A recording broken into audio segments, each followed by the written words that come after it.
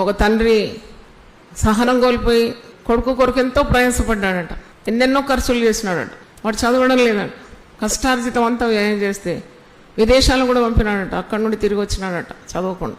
ఈయన సహనం మరి కోల్పోయినాడు కొడుకు మీద. ప్రేమ లేనందుకు కాదు, నిండు ప్రేమ ఉంది, కానీ సహనం కోల్పోయి కట్టెతోటి తల మీద ఒక్కడు కొట్టగానే ఆ బిడ్డ తల పర్రెపాసిపోయింది. వెంటనే హాస్పిటల్లో వేసి కుట్లన్నీ వేసినారు.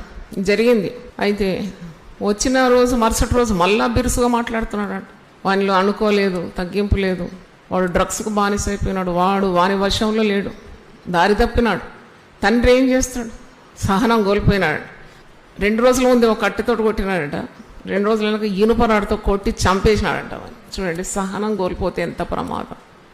మనిషికి సహనం చాలా అవసరం.